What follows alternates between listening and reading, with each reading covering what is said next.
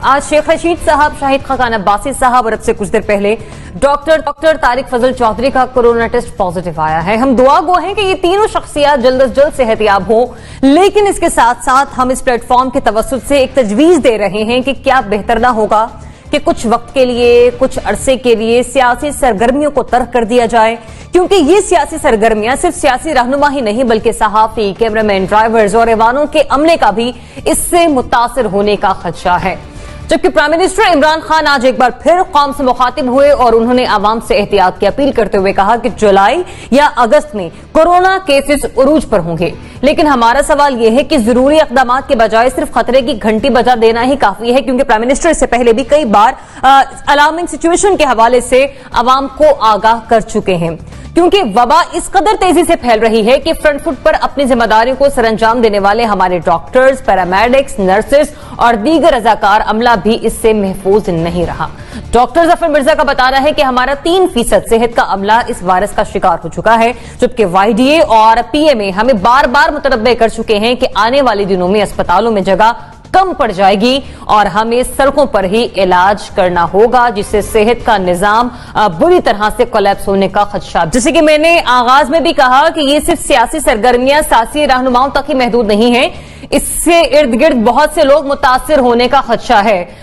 तो ये बेहतर होगा कि आने वाले दिनों में कुछ वक्त के लिए हम इन पॉलिटिकल एक्टिविटीज को जरा बंद कर दें। जनरल साहब, आप क्या कहते हैं, होनी चाहिए सियासी सरगर्मियां बंद कुछ वक्त के लिए, कुछ अरसे के लिए? बिस्मिल्लाहिर्रहमानिर्रहीम। देखिए, हर चीज में बिल्कुल 100% तो किसी चीज को भी आप मुअत्तल कर दें तो आपकी लाइफ जमूत का शिकार हो जाएगी। आफ्टर ऑल रियासत का काम चलना है, लेकिन यह है कि गैर जरूरी सरगर्मियों को आप कम कर सकते हैं। शेख साहब का मसला था कि वो हर रोज एक प्रेस कॉन्फ्रेंस कर देते थे, उनके सामने 26 माइक पड़े हुए, खुदा जाने किस किस ने मुंह लगाया हुआ था उस माइक को, और इनके पास जब पहुंचा है तो कितना इन्फेक्टेड था अल्लाह बेहतर जानता है। लेकिन क्या ये जरूरी है कि शेख साहब रोज एक प्रेस कॉन्फ्रेंस करें?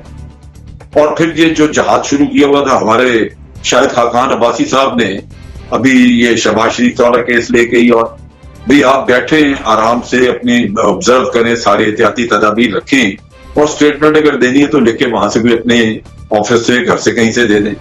मसला ये है कि हमने अपने जोश में कोई कमी नहीं की।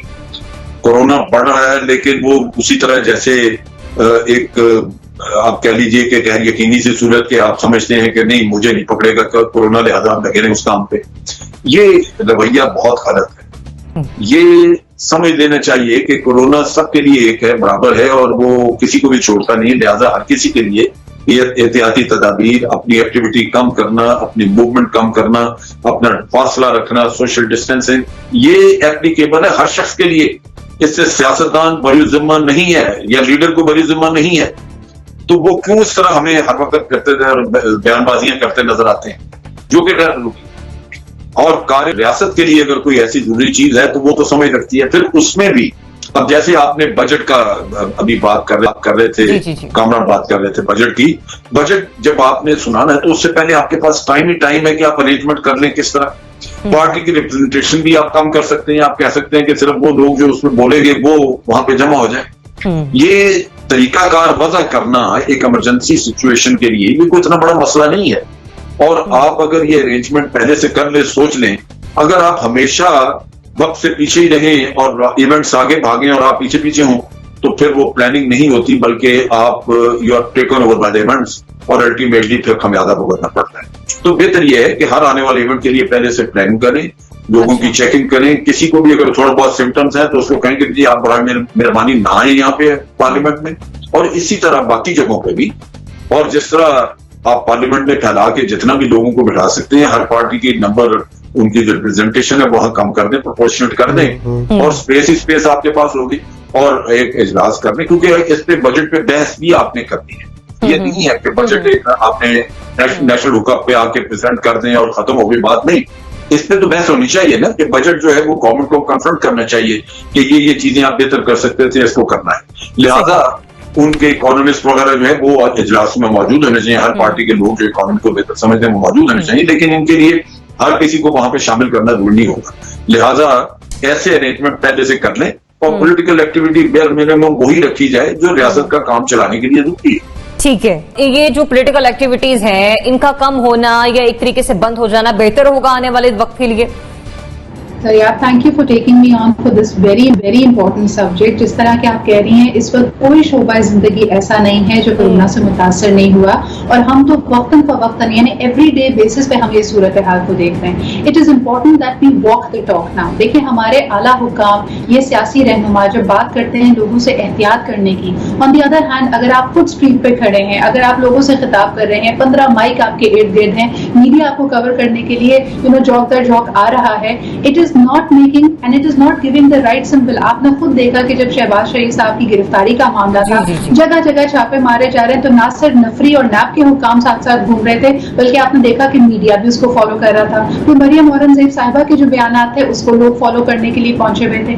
It is jeopardising people's lives. And جب میں یہ بات کر رہی ہوں تو میں پرسنلی اس کو جب when I'm walking the talk everybody can do that. سیاسی سرگرمیاں لوگوں تک، عوام تک اپنی آواز کو پہنچانا یہ آپ کا جمہوری حق ہے، لیکن اس سے بھی بڑھ کر یہ کہ بہت ساری چیزیں ذریعہ جو پوری دنیا کا اب گیون ہو چکی تھی، لوگوں نے بڑے اچھے اور بڑے مثبت طریقے سے، بڑے مؤثر طریقے سے سوشل میڈیا کا استعمال کر کے اپنے لوگوں کو متحرک کیا ہوا ہے، ان سے رابطہ قائم رکھا ہوا ہے. ہم کیوں سمجھتے ہیں کہ ہمیں پرسنلی حلقوں میں جانے کی ضرورت ہے، لوگوں سے باضابطہ ملنے کی ضرورت ہے؟ مجھے تو اس بات پہ بھی حیرت ہوئی تھی کہ پلین کریش کے بعد کچھ سیاسی جماعتوں کی یہ توقع بھی تھی کہ پرائم منسٹر عمران خان صاحب کو سائٹ پہ آ کے لوگوں سے ملنا پڑے گا.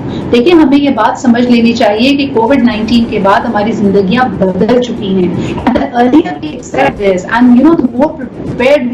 صرف یہ کہہ دینا کہ جی ابھی ہماری پیک آنے والی ہے، چیزیں بڑی خراب ہیں، لیکن آن دی ادر ہینڈ ہمارے سیاسی رہنماؤں کو نہ ہم ماسک پہنتا ہوا دیکھتے ہیں، نہ وہ سماجی دوری اختیار کرتے ہیں. ان کی ایکسپیکٹیشن یہی ہے کہ وہ اگر کال دیں پریسر کی تو 20 سے 25 جرنلسٹ ان کو کور کرنے پہنچے، کہ بالکل انریلسٹک ہے and there needs to be a stop to it. Exactly. جب بہت ساری ڈپارٹمنٹس، بہت ساری جگہیں ہم لوگ وہاں پر اس کی احتیاط کر سکتے ہیں، بہت ساری ہم نے آگے ایس او پیز بھی دے دیے، تو یہاں پر بھی پارلیمنٹ میں بھی اسی طرح کے ایس او پیز جو ہیں وہ لاگو ہوتے ہیں، اور یہ جو جتنی بھی پولیٹیکل سرگرمی ہیں اس کو بھی اسی کے مطابق ہم ڈھال سکتے ہیں. عمران خان صاحب کے حوالے سے بات کر لیتے ہیں، جو کہ آج ایک بار پھر عوام سے مخاطب ہوئے اور انہوں نے خبردار کیا کہ جولائی یا اگست میں ملک میں کورونا کیسز عروج پر ہوں گے. خان صاحب نے کیا بات کی، وزیر اعظم صاحب نے اس پر ہم بات کریں کہ اگر عوام احتیاط کر لیں تو پاکستان اس تباہی سے بچ جائے گا جو کہ دیگر ممالک میں آئی ہے. وزیر اعظم نے یہ بھی کہا تھا کہ اگر احتیاط نہ کی تو بہت مشکل وقت آنے والا ہے، لیکن اس قسم کی الارمنگ سچویشن سے پرائم منسٹر ہمیں ماضی میں بھی آگاہ کرتے رہے ہیں. کیا کہا انہوں نے آج، ذرا سنیے. احتیاط نہ کی، میں آج آپ کو کہہ رہا ہوں کہ ایک بڑا مشکل وقت آپ کے لیے آنے والا ہے. ہمارے خیال میں جو پیک ہے وہ جولائی کے آخر میں یا اگست میں آئے گی، جو پاکستان میں جو پوری پیک ہے.